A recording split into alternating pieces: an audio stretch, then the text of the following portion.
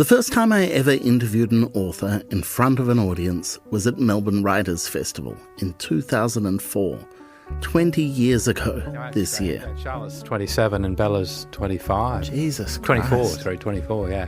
That's pretty amazing. Yeah. It's 20 years for you and I going. That's right. Charlotte's now the age I was when we met. The author I spoke with for that first interview was also a first-timer. Kind of. His name was Michael Robotham, and even though he'd written over a dozen best-selling books, his career up until then had been in the shadows of anonymity. He was a professional ghostwriter. Tony Bullimore, Geri Halliwell, he even wrote Rolf Harris's autobiography. But this was his first book in his own name, a crime novel called The Suspect, and it was, as they say in the industry, generating buzz. I was nervous, he was nervous, but between us, we muddled through. And look at us now, how far we've come. 2 decades on, Michael Robotham is a crime-writing rock star. And I'm Michael Williams. And this is Read This, a show about the books we love and the 20-year stories behind them.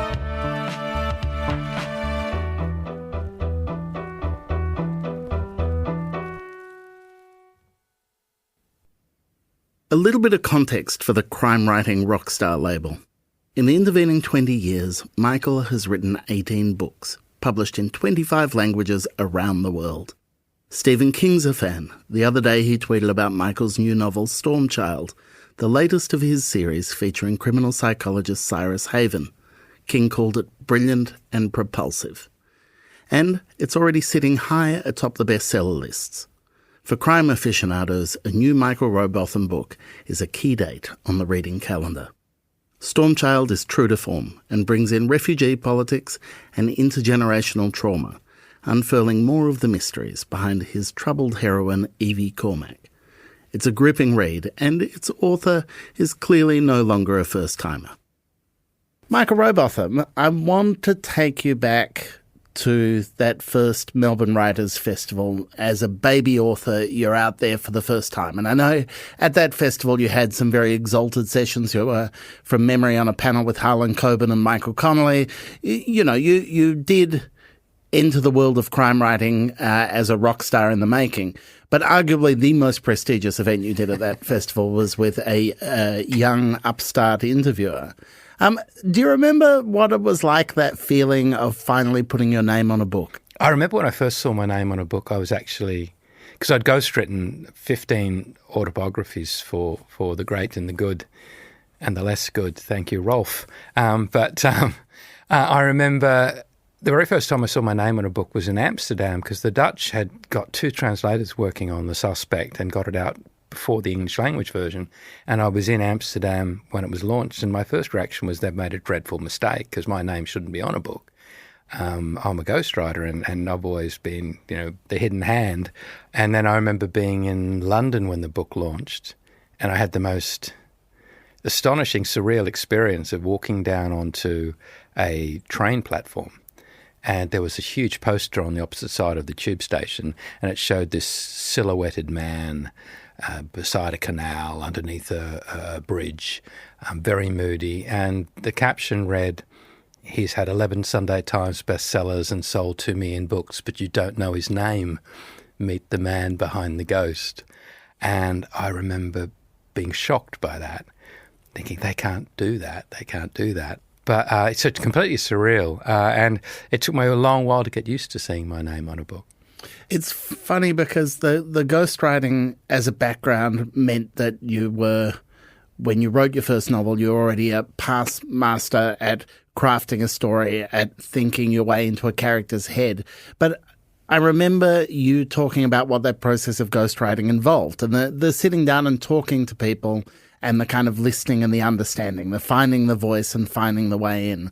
And it strikes me as a fundamentally brilliant building block for any novelist. I think absolutely. I mean, it's the reason that pretty much in my entire sort of career as a fiction writer, as a crime writer, I've written in the first person, because I did these 15 books in the first person. And if I did my job well as a ghostwriter, then, Geri Halliwell or Lulu or Tony Bullimore, whoever it was, it would look and sound and feel like them, and no one would recognise my fingerprints on the page. And very much I approached fiction the same way. I remember the moment when I captured Joe O'Loughlin's voice, in that first book, The Suspect.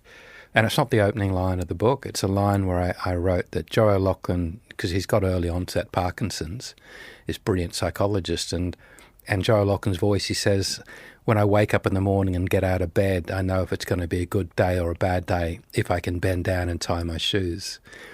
And that slightly self-deprecating sense of humour amidst the adversity, that was Joe's voice. And from that moment, I thought, I have his voice now. That faculty with kind of dialogue and with humour, and it characterises your work. Your most recent book, Stormchild, has a moment of high drama where things are coming to a head, the good, evil kind of clash of all these things, and the vaguely villainous character, not even vaguely, stops to say, is that a cliche or a trope?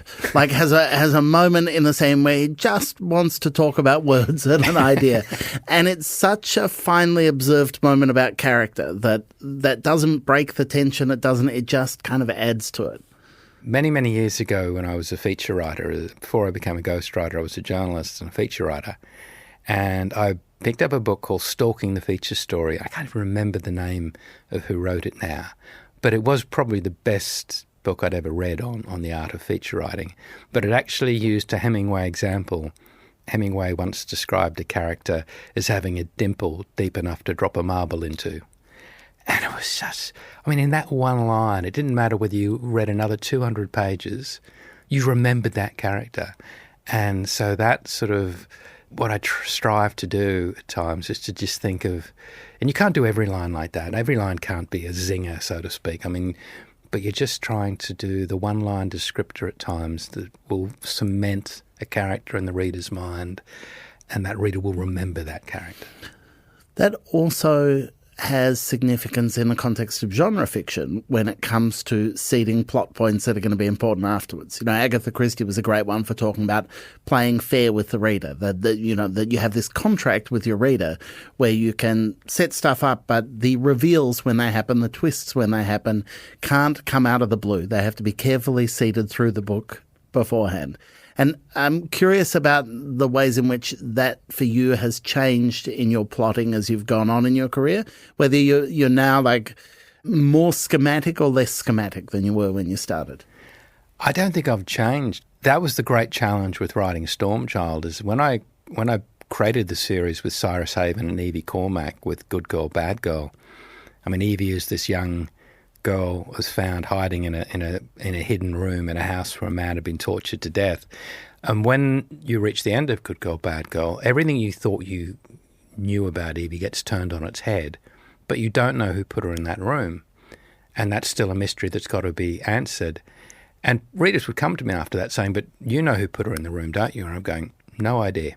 No idea. So I had to write the second book, When She Was Good, based upon the clues that I created in the first book, and going all the way through to Stormchild, where all the details of Evie's backstory, her creation story, are revealed in Stormchild. When I began the first book, I had no idea about Evie's story. There was no character arc. I had to create that after each book. Is that important to you, to have mystery to you when you write, that you're happy to set up a scenario, but you're not writing to a point of certainty, you're writing to a point of kind of curiosity? Totally. I understand why people like, Jane Harper and Jeffrey Deaver, they plot the entire book out in advance before they begin writing it. To me, the idea that I would know what I was going to be writing next Tuesday at 4:00, I would find incredibly sort of boring. And the beauty is that, when I come in from, I have this writer's room, which my daughters, in the previous house, they referred to my writing room as Dad's pit of despair. I now work in the Cabana of Cruelty. But when I come in from the Cabana of Cruelty and say to my wife, you would not believe what just happened. If I haven't seen the twist coming, then I think, I don't imagine the reader will see it coming. So it's a very organic way of writing. It's a very exciting way of writing. It's a very scary way of writing. But it means that when my main character is hanging by their fingertips from a cliff, I'm hanging there with them thinking, how the hell am I going to get them off this cliff? And it makes it an exciting journey. Do you have a sense of having to play fair with yourself, or do you like pushing the limits of where that goes? Go, all right, I'm going to blow everything up purely because it's going to give me that frisson of how do I fix this? No, I think it's got to be believable. I appreciate how clever readers are. And I always accept the fact that there are some readers that are going to pick the villain or pick the ending. I mean, you can try your best. I think one of the great problems, though, is if you don't want a situation where the villain is beamed down at the last chapter and you haven't given the reader any, as you mentioned earlier, any chance of you're not played fair with them at all. So you accept the fact that some readers are going to guess the ending. Some really set out to guess the ending. Others, are quite happy to just go along for the ride. My wife thinks that watching any crime drama is spoil for me because literally 5 minutes in, I'll go, that person, they're the villain.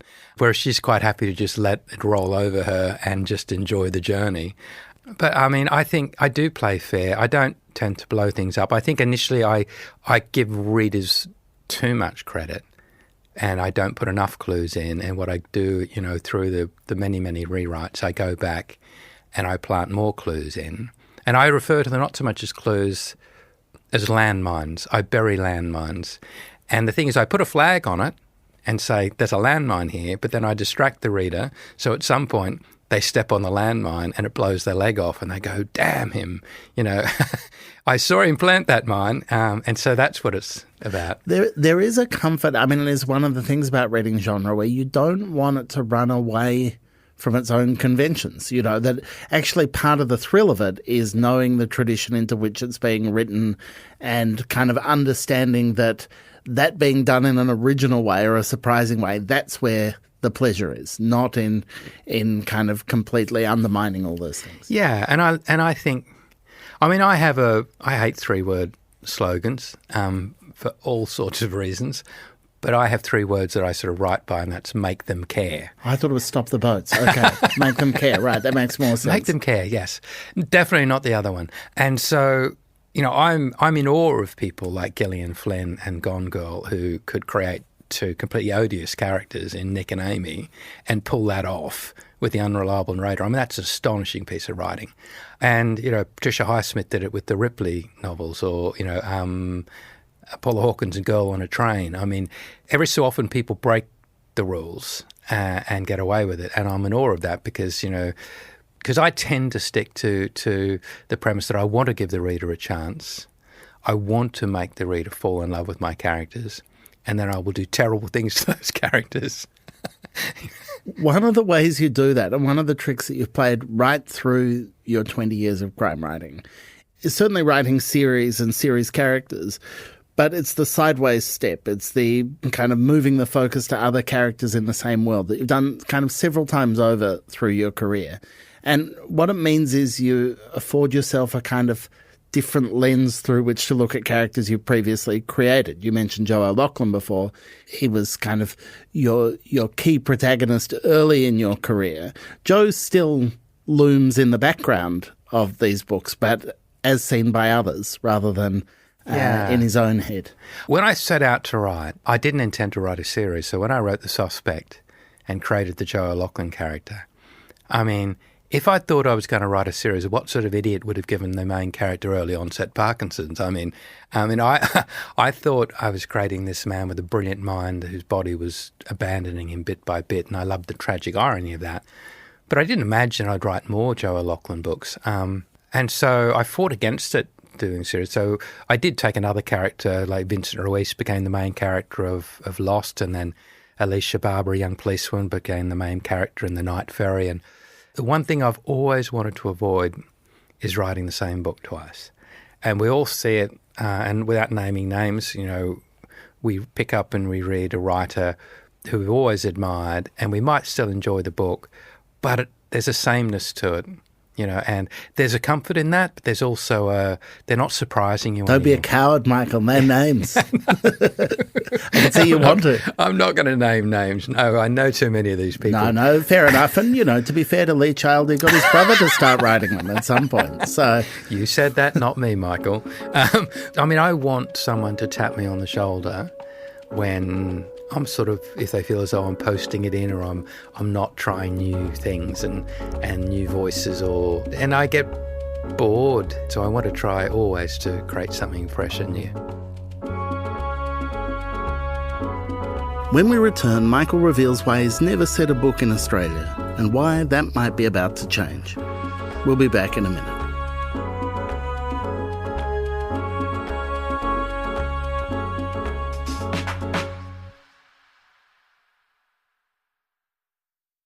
This is a book I felt that I needed to write, that I was a bit scared to write, that I anguished over, but that I felt that I had an obligation to write. Juice, Tim Winton's epic novel, is out now. A phrase that comes up in this book and that is relevant to Evie and her story is truth wizards. And I want to ask you if truth wizards are a real thing.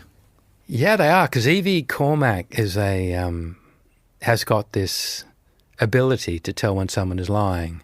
And, you know, present company excluded, of course, Michael, but the majority of people lie between 10 and 200 times a day.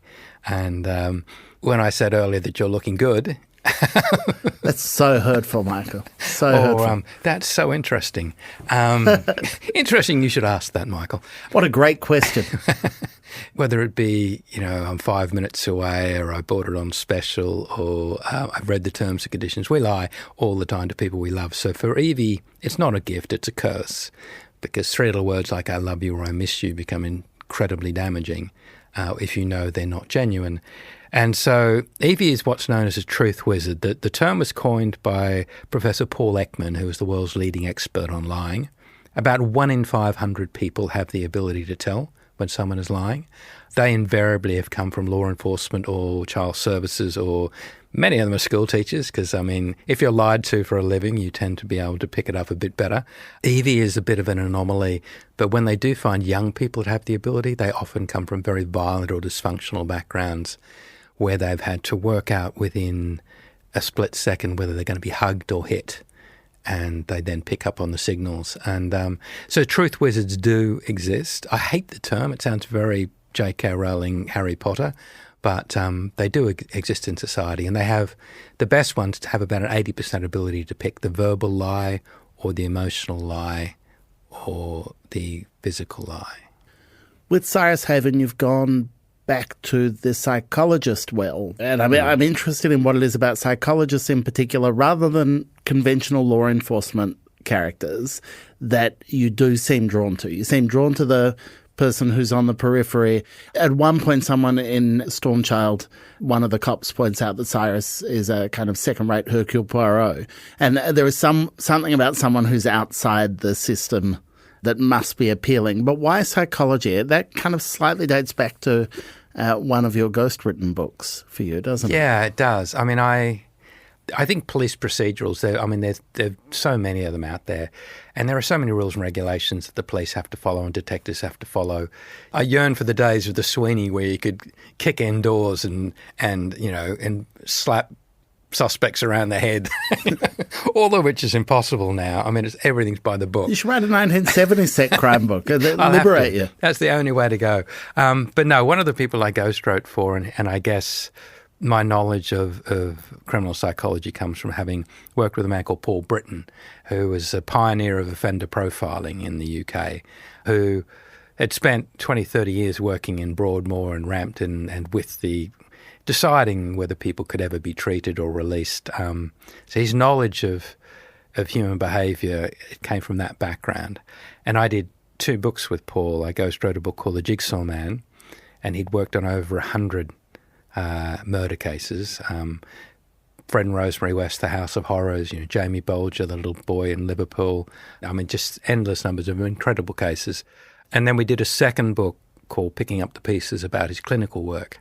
And a lot of the novels have been seated in those cases that Paul did. I mean, even The Secret She Keeps, which was turned into the TV series, that was based upon the kidnapping of Abby Humphries, a little baby that was kidnapped from the Queen's Medical Centre in Nottingham by a woman who faked a pregnancy and dressed as a nurse and stole, and the baby was missing for 17 days.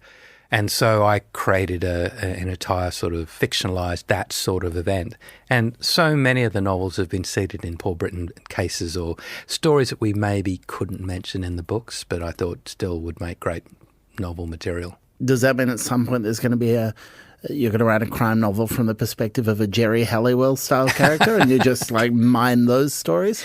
No, I do mine. It's funny, I still mine those stories of all my ghost-written books. One of the people I did who was I ghostwrote for was Ricky Tomlinson, a British comedy actor who was most famous for a comedy series called The Royal Family, written by Carolyn O'Hearn. And Ricky had spent time in prison when he was a builder's labourer, and he was arrested on a picket line. And there were a couple of stories that he told me from his time in prison that have turned up in books like Life or Death. So I do mine all of those things, finish up being fodder, really.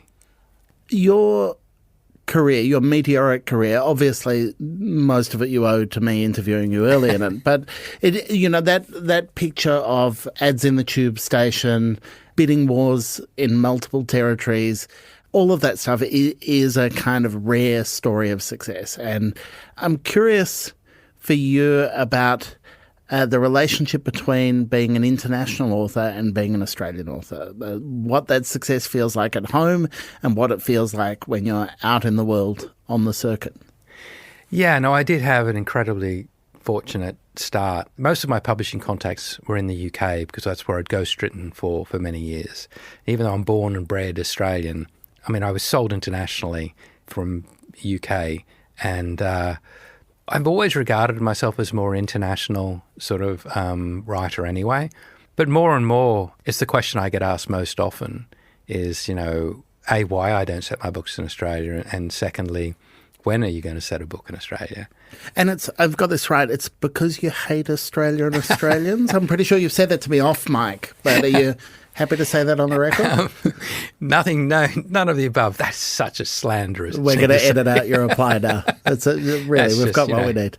No, what happened was I have in my bottom drawer at home the greatest ever unpublished Australian novel, and it was almost published by Penguin in the UK in about 1995.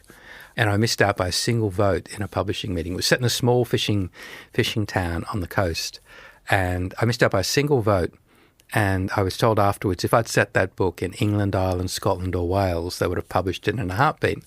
But because I'd set it in Australia, it was just too hard for them to sell. This is well before, this is pre-Jane Harper having blown the doors off and opened the world up for Australian crime writers. And so when I sat down to write another book, which became The Suspect, I thought I'll set it in the UK. And, of course, it triggered the bidding war and the rest is history.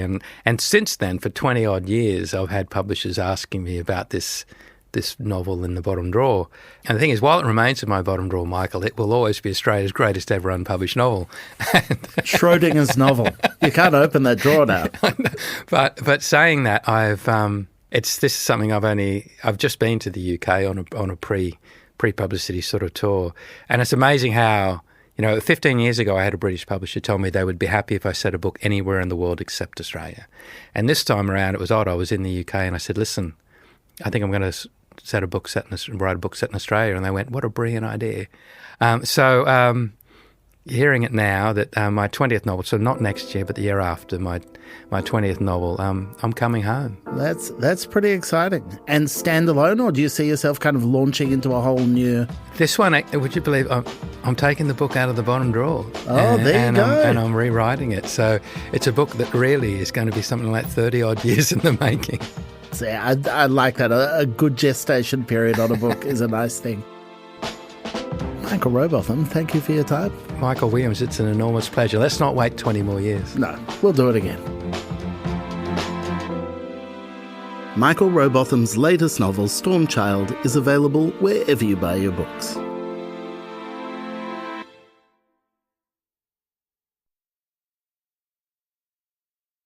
Before we go, I wanted to tell you what I've been reading this week.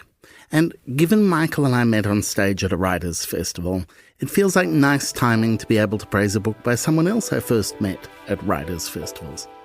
Ailsa Piper is an absolutely fabulous moderator of literary events and a wonderful and astute reader. so it's hardly surprising that she turns out to be an accomplished writer herself. Her book is called For Life, and it's an account of the death of her husband and the role that the natural world and the written word can play in how we grieve and how we heal. It's beautiful. You can find it and all the other books we mentioned today at your favourite independent bookstore. That's it for this week's show. If you enjoyed it, don't forget to subscribe and tell your friends and rate and review. It helps a lot. Read This is produced and edited by Clara Ames, with mixing and original compositions by Zoltan Fetcher. Thanks for listening. See you next week.